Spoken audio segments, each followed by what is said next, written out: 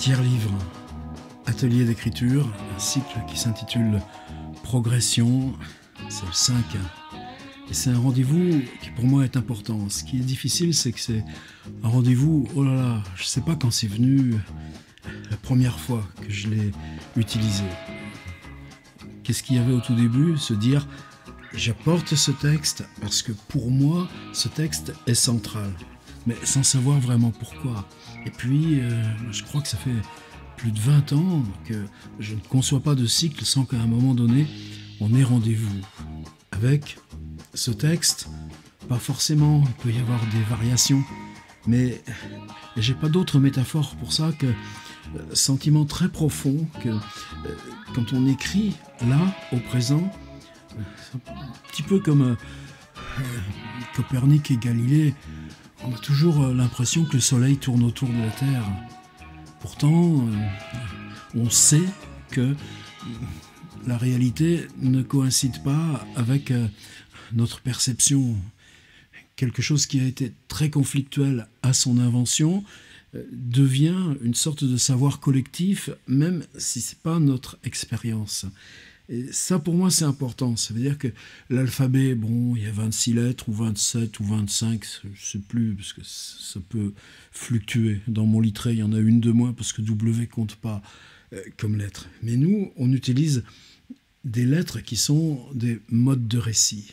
Par exemple, Francis Ponge, sur la question de l'objet, on y viendra, parce que c'est une lettre supplémentaire à l'alphabet du récit ou de la langue par rapport au réel. Et avec Antonin Artaud, c'est ce qu'il y a en amont. En amont de quoi?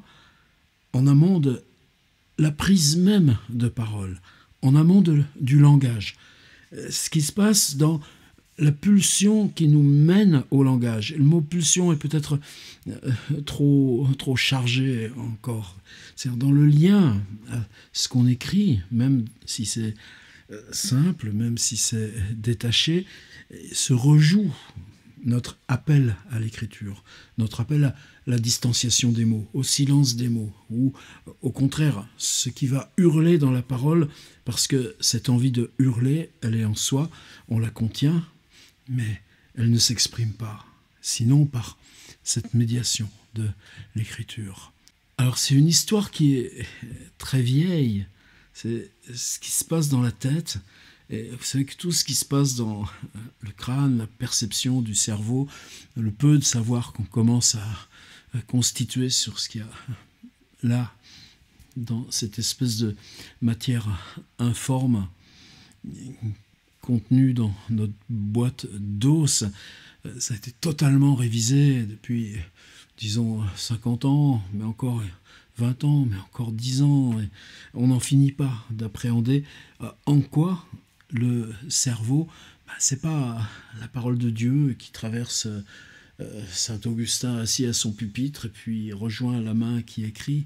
Dans ce qu'on sait de comment on perçoit, dans ce qu'on sait de comment on articule, rien n'est plus pareil. Qu'est-ce qui pense à l'intérieur de nous quand on est dépossédé de la possibilité de penser? Et là commence cette aventure que je voudrais qu'on explore aujourd'hui. Alors, Artaud, quand je dis que c'est une porte, pour moi l'histoire a commencé bien avant. Par exemple, petite manière de le dater, c'est quand Baudelaire fait passer ses Fleurs du Mal nouvellement imprimées à Victor Hugo. Et en gros, ce qu'il écrit, c'est que Hugo, oh, vous avez occupé tout l'espace, mais il y a un tout petit truc là que vous n'aviez pas exploré. Et c'est quoi? C'est le mental. Sois sage, ô ma douleur, et tiens-toi plus tranquille. Morne esprit autrefois, amoureux de la lutte. J'ai plus de souvenirs que si j'avais 1000 ans. C'est-à-dire cette série limitée, mais totalement centrale, tardive pour Baudelaire. Bon, c'est pas la chevelure, l'albatros, tout ça. Et qui concerne en quoi le mental agit pour moi, à travers moi, contre moi. Et ça devient, chez Baudelaire, enjeu même. Mais alors, il le fait au travers de ce qu'il sait. L'alexandrin, le sonnet, même dans l'explosion qu'il y insère. Et l'ironie, c'est que Hugo, qui vivra bien plus longtemps que Baudelaire, après la noyade de sa fille, dans la maladie mentale de son frère, dans tous ces deuils-là qui l'assaillent, quand il écrira La fin de Satan, ou Je tombe depuis 10 000 ans, il ira peut-être plus loin que Baudelaire dans cette question de approcher le mental dans l'écriture. Bon. Mais sans insister, tout ça. Venons-en à Antonin Artaud. Il est né en 1894 à Marseille. Le père est dans la marine marchande. Il est beaucoup absent, ce qui fait qu'à la maison, il y a la grand-mère, la mère, la sœur. On parle quasiment exclusivement grec. Plus tard, Artaud, on le perdra. Il est hospitalisé au Havre, je crois. On ne sait pas du tout où le trouver parce que quelqu'un qui se dit grec, parle grec, il faudra arriver à refaire la conjonction. Alors, l'histoire ensuite devient compliquée. On avait eu une interprétation qui convenait un peu facilement. L'enfant, vers ses 8-10 ans, aurait subi une méningite. Bon, on survit ou pas. Mais aujourd'hui, on sait que c'est plus compliqué que ça. On sait que ces problèmes psychiques qui se traduisent par des ordres psychiatriques peuvent se concrétiser dans l'enfance par des épisodes physiologiques avec aussi des crises, des fièvres. En tout cas, l'enfant subit dès lors ces périodes de crispation, de paralysie, d'impossibilité de supporter la lumière. Évidemment, il est très souvent déscolarisé. Et même aujourd'hui, il est extrêmement difficile d'aller envoyer des bribes de savoir avec ces éléments de biographie. On a juste des traces. On sait que dans l'adolescence, il y a une vague rémission. On sait qu'en 1914, il a juste 20 ans. Super plan. Quand il est mobilisé avec toute sa génération, il est à Chambéry, je crois, on l'affecte palefrenier, parce qu'on sait que c'est quelqu'un de fragile. Même là, au bout de 2 mois, ou quelques semaines en tout cas, on le renvoie chez lui, parce que ces crises-là, ces céphalées, le rendent totalement inapte, même s'il s'agit d'aller juste se faire tuer. Et commence là cette période où la famille est impeccable dans ses efforts pour aider le jeune gars. On l'envoie en Suisse, en sanatorium. Et les sanatoriums, vous savez le rôle qu'ils auront, même pour Éluard ou Thomas Bernhardt, une espèce de confrontation sociale. Et puis on n'a rien à faire. Qu'est-ce qu'on fait? On va lire. Prenez la montagne magique, même époque. Et c'est là, en sanatorium, qu'il va avoir ce contact direct avec la poésie.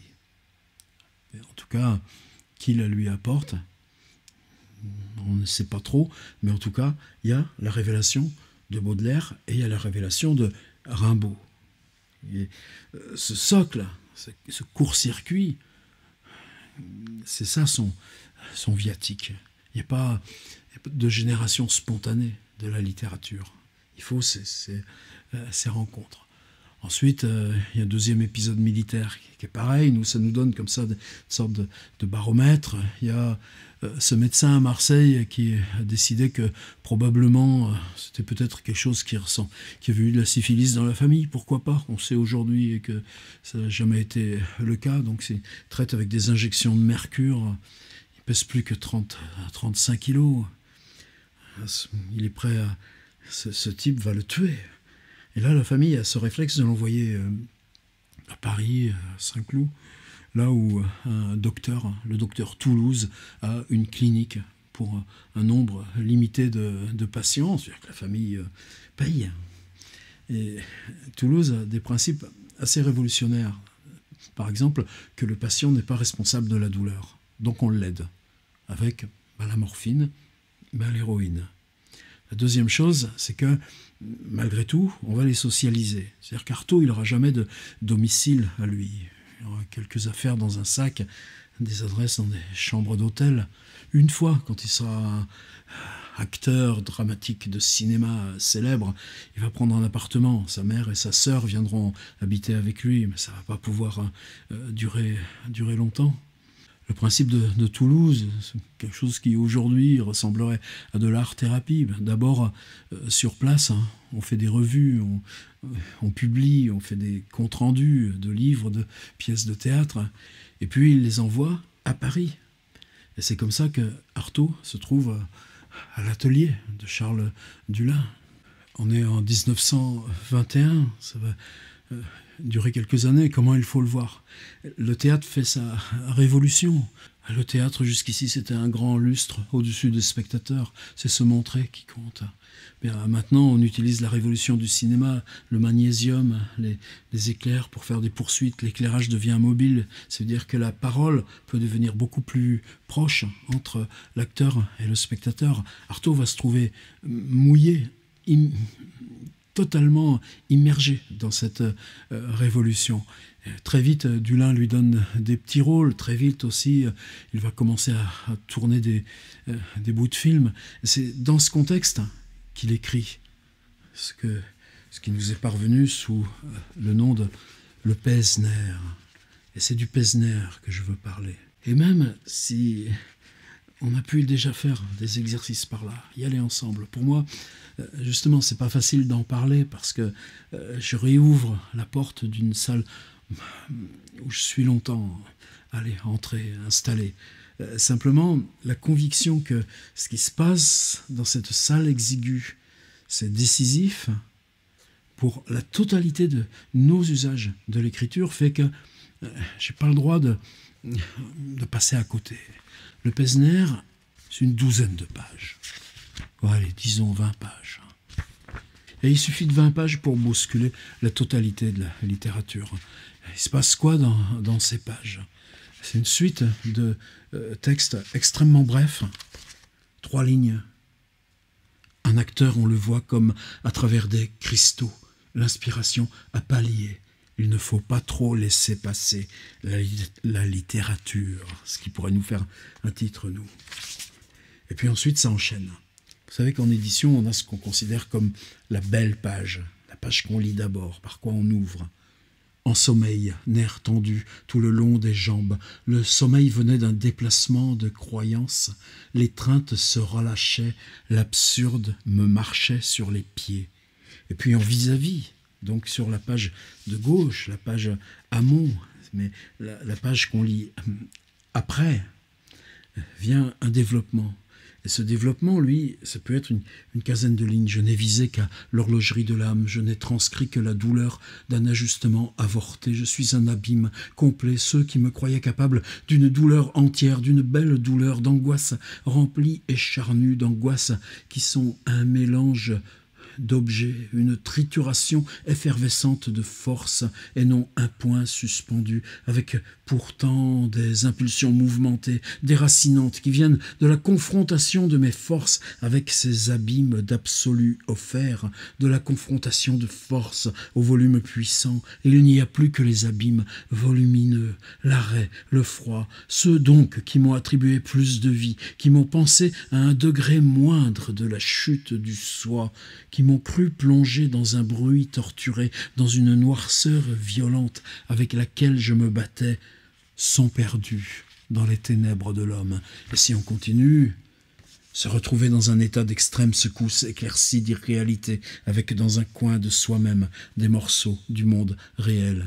Et si vous prenez le développement, il faut qu'on comprenne que toute l'intelligence n'est qu'une vaste éventualité, qu'on peut la perdre, non pas comme l'aliéné qui est mort, mais comme un vivant qui est dans la vie et qui en sent sur lui l'attraction et le souffle de l'intelligence par de la vie, les titillations de l'intelligence, ce brusque renversement des parties, les mots à mi-chemin de l'intelligence, cette possibilité de penser en arrière, d'invectiver tout à coup sa pensée, ce dialogue dans la pensée, l'absorption, la rupture de tout, et tout à coup ce filet d'eau sur un volcan, la chute mince et ralentie de l'esprit. Bon, il y en a quelques autres, comme ça, 4, 5, 6. Pourquoi je dis que c'est essentiel? Parce que c'est ce jeu de la notation dans la crise même, ou dans la venue de la crise, ou dans l'angoisse de la crise qui se prépare, et que une fois que cette notation en a pouvoir à cristalliser consciemment le point rompu de l'automatisme, à quelque degré que ce soit, une fois ça établi, on revient en arrière, et hors du temps de la crise, on développe sous cette croûte d'os et de peau qui est ma tête. Il y a une constante d'angoisse, non comme un point moral, comme les ratiocinations, etc. Puis, évidemment, c'est un texte tellement nécessaire. Et après, le contexte. C'est-à-dire qu'a priori, qu'est-ce que c'est? Est-ce que c'est poésie? Est-ce que c'est prose? Est-ce que c'est récit? Est-ce que c'est juste expérience? Bien, justement, c'est cet indécidable qui peut-être fait que Artaud est à la croisée de ce qui bouscule le cinéma, ce qui bouscule tous les arts visuels, ce qui bouscule l'ensemble de la littérature. Vous savez pas qu'on ne dispose toujours pas d'œuvre complète d'Antonin Artaud chez Gallimard. Ça s'appelle œuvre complète. Ça va jusqu'au tome 26, mais il n'y a pas tout. C'est Paul Thévenin qui a transcrit, et transcrire, quand on voit les manuscrits d'Artaud, c'est une prouesse considérable, qui a sauvegardé aussi une partie de ces manuscrits, et c'est elle qui a édité ces œuvres complètes, où dans le premier tome, on a justement le Pesner, l'ombilique des limbes, et elle a publié ensuite un tome 1 bis, qui est fascinant quand on s'intéresse à ça, parce que on voit comment chacun de ces poèmes expérience, chacun de ces textes expérience, c'est-à-dire les trois lignes, et puis ce qu'il y a en amont, qui est l'exploration intérieure du foudroiement de ces trois lignes, eh bien, c'est pas du tout des choses brutes, c'est des choses qui se répètent, qui s'élaborent, et qu'on retrouve aussi dans des lettres. Alors, ce qui est étrange, c'est que c'est des lettres qui peuvent être antérieures au Pesner, comme des lettres qui sont postérieures à la première publication du Pesner, comme ces lettres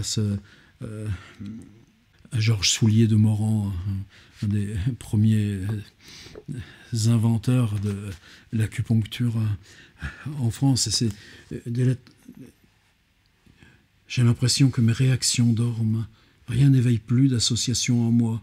Cette inertie affective dont je sens qu'elle tiendrait dans tous les cas me désespère, je ne pense rien, etc.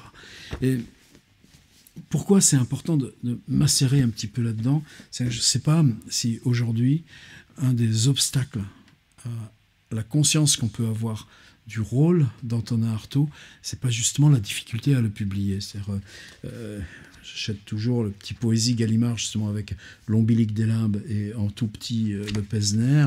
Je crois qu'il faut que j'en rachète un tous les ans, parce que dès que vous les tripotez, ces machins de poche, là, les pages s'en vont dans tous les sens. C'est justement toujours les pages les plus importantes. Alors là, ben justement, ça devient une entreprise commerciale. Ça fait 220 pages, donc ben vous avez les textes en gros de la période, les textes qui précèdent, les textes qui accompagnent. Alors c'est très bien. Est-ce que c'est un outil de travail pour autant? Ben pas suffisamment.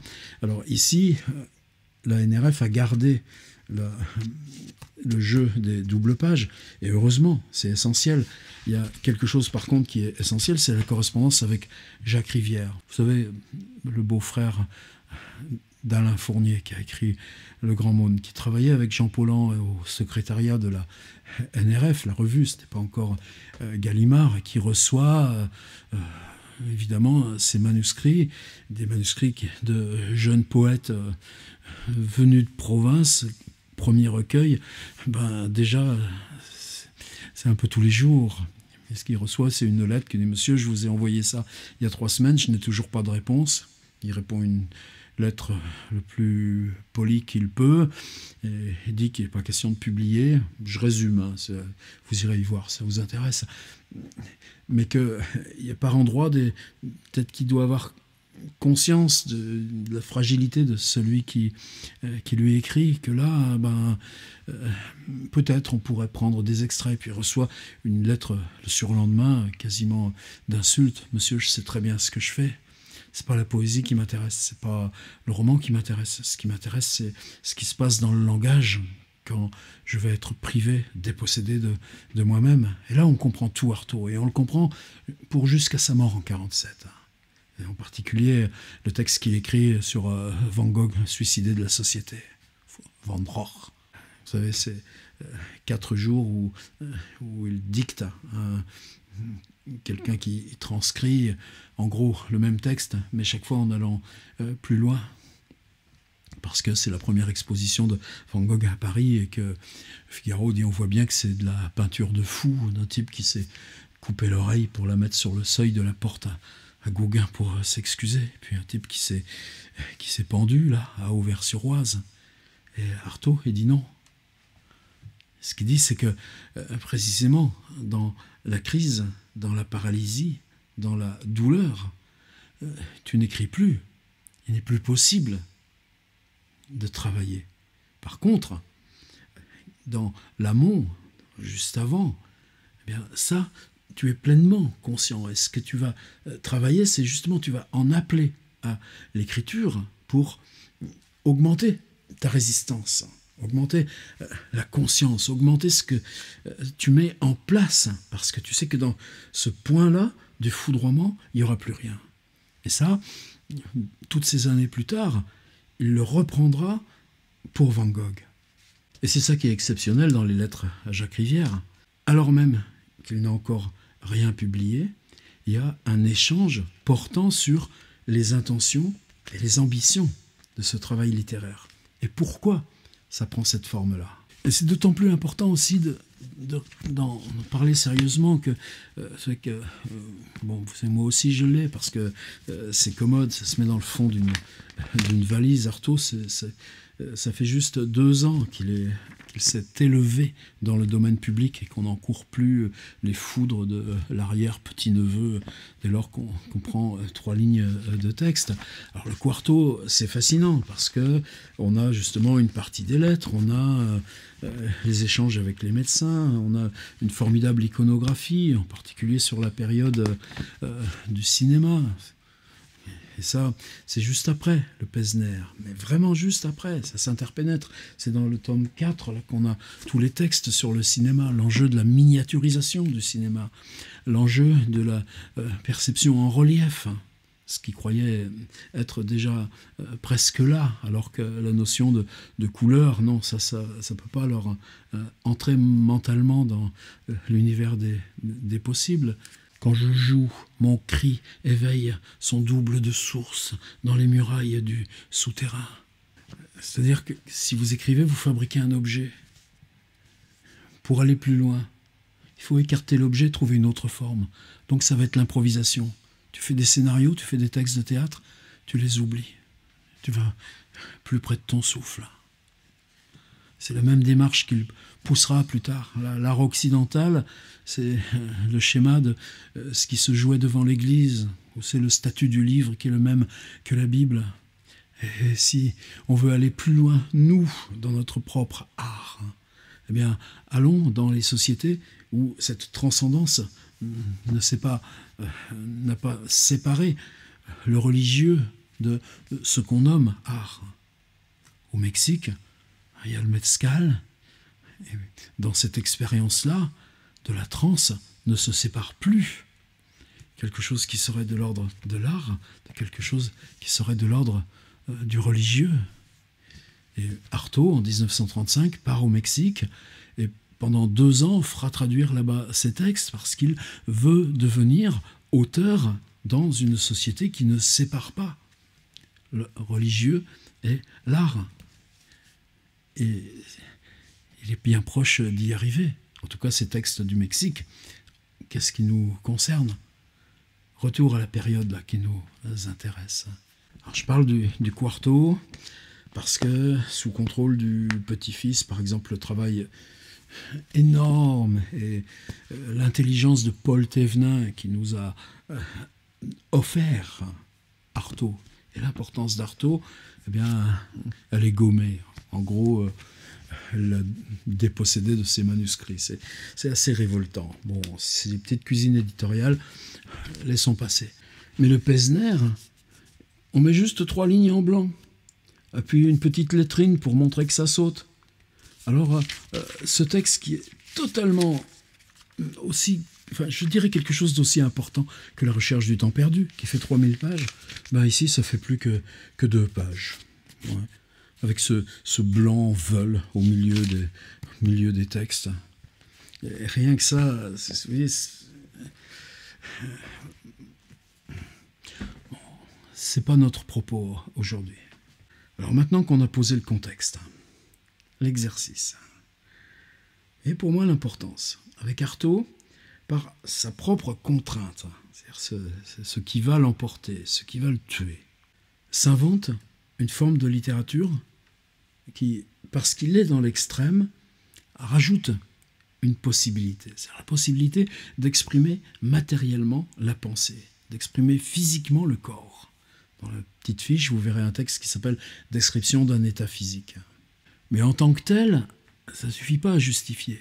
Par contre, dans la perception qu'on a de nous-mêmes aujourd'hui, dans ce qu'on commence à savoir vaguement un petit peu de ce qui se passe là, dans cette matière informe, vaguement blanchâtre, qui ressemblerait à de la mousse à raser qu'on porte là dans la cage d'os, ce qui se passe dans les yeux, comment se recompose une image dans le processus mental, eh bien, on a besoin de cette médiation. Et ce qui pour moi, ce que je veux dire avec gravité, c'est que dès lors qu'on écrit, aujourd'hui, en 2020, eh bien, qu'on le sache ou pas, c'est pour ça que je parlais tout à l'heure de Copernic et Galilée, et du fait que le Soleil, en apparence, tourne toujours autour de la Terre. Dès lors qu'on écrit, on sait utiliser, il y a cette présence du mental à fleur du récit. Le récit contient l'expression mentale.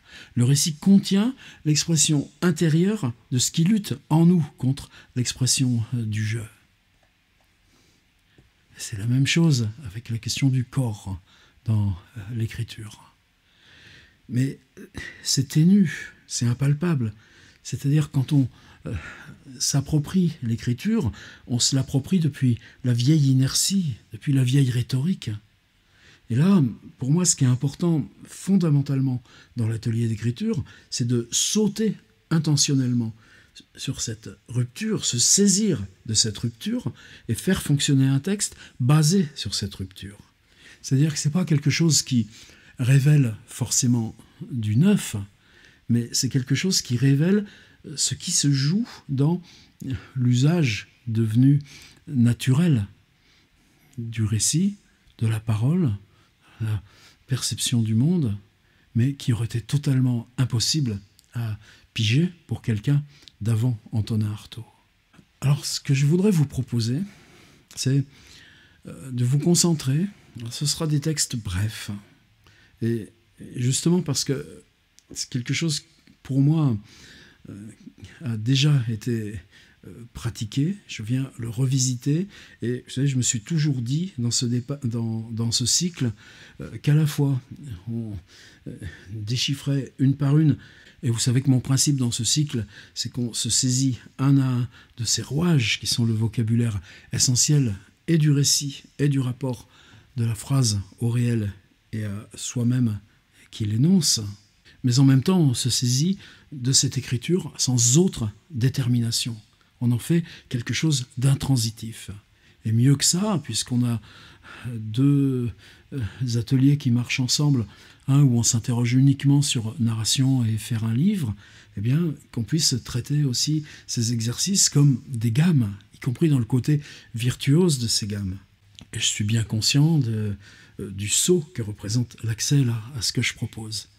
Mais je suis résolu, je sais qu'il faut traverser ça, il faut s'approprier ça. Regardez par exemple Henri Michaud, L'infini turbulent. Vous savez, le 3e de ses livres, Misérable miracle, Connaissance par les gouffres, où c'est l'expérience consciente de la drogue, justement pour aller voir ce qui se passe dans le cerveau. Il avait fait le tour du monde, le barbare en Asie, Équateur, qui a été son premier. L'expérience du réel change l'appréhension la perception qu'on a du monde. Est-ce que ça, on peut le faire en vase clos, en traitant le cerveau lui-même? Eh bien, l'infini turbulent, c'est les notes en marge qui sont les perceptions qu'on a dans l'expérience même du désordre, de la drogue. Et puis, eh bien, ce qui s'écrit là, c'est la continuité de ces expériences. On est précisément dans un héritage direct du Pesner. Donc dans cet exercice, toujours avoir bien conscience de précisément qu'il ne s'agit pas d'aller explorer une perte, mais on reste sur le bord et on la tient ferme. Artaud, c'est que sa vie, ensuite, jusque, disons, dans ces périodes-là, 1928 à 1935, il est un des acteurs de cinéma les plus célèbres d'Europe. Il n'y aurait pas son destin comme acteur de cinéma. Est-ce qu'il aurait eu la possibilité de Rodez? Est-ce qu'il aurait eu ce sauvetage? Est-ce qu'il aurait eu cette attention portée à lui? Bon, il tourne avec Murnau, avec Fritz Lang, avec Abel Gans. Et dans les tournages, ça peut durer 2 mois, 4 mois, quand il est à Berlin avec Fritz Lang. Et là, il n'y a pas de crise.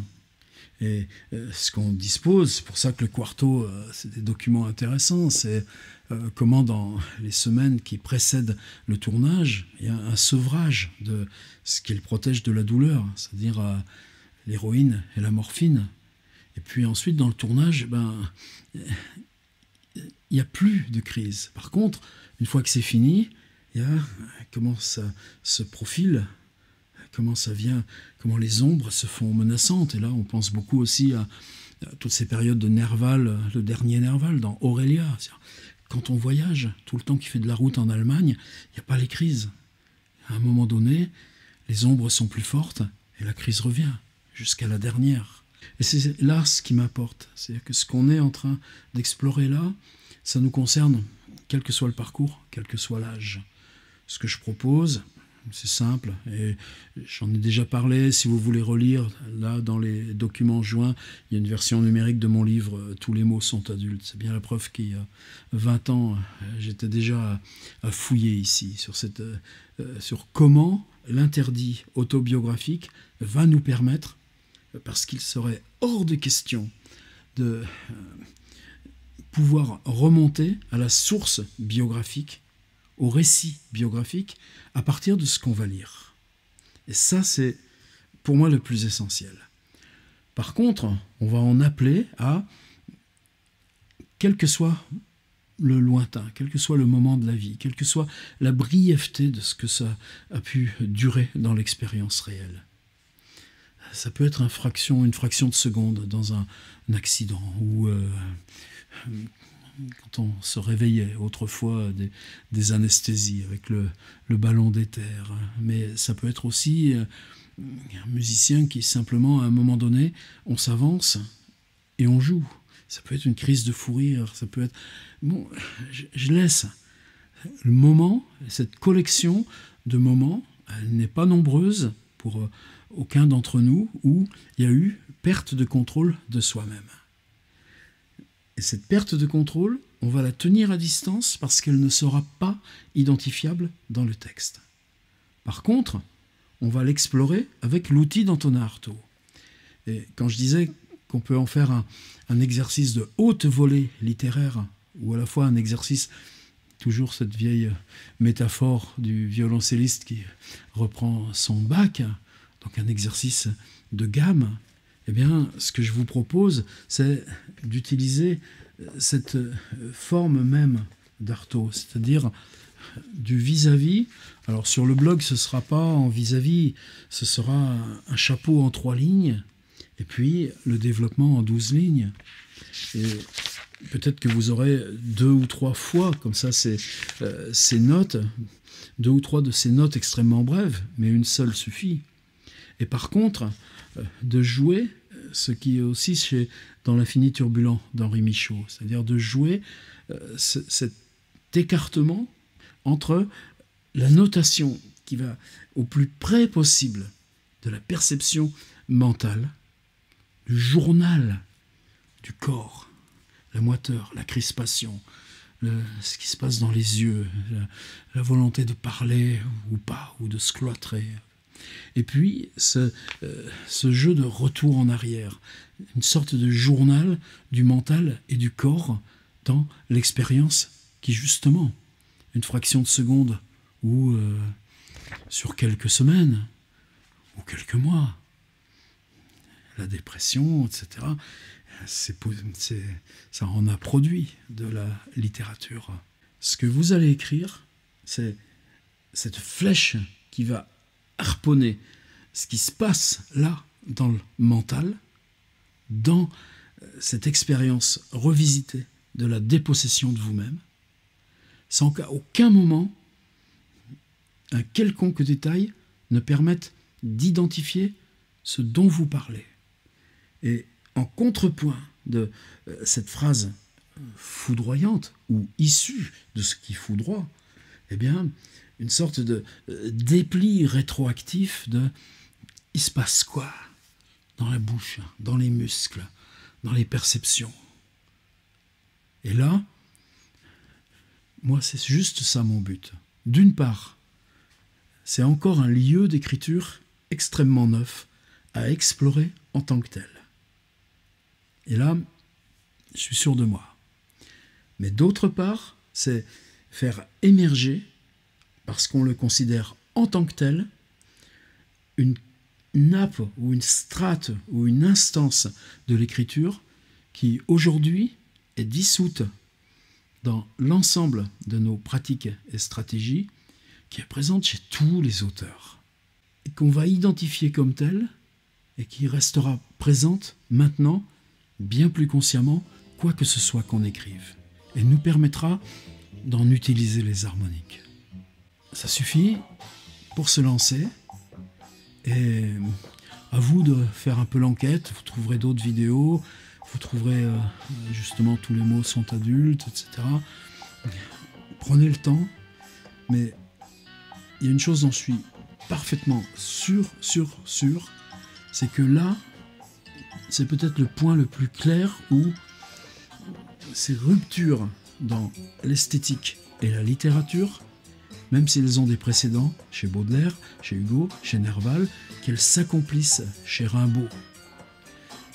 Une saison en enfer. Et là s'établit le court-circuit qui permet à Antonin Artaud de s'en saisir. Eh bien, si on prend le point de bascule, on révèle comme l'empreinte négative de cette spécificité à l'intérieur de ce qu'on écrit au présent. Et à ce moment-là, c'est plus une sorte d'arrière-fond, c'est une de nos... On peint au couteau, ben voilà, là, on prend le couteau pour peindre.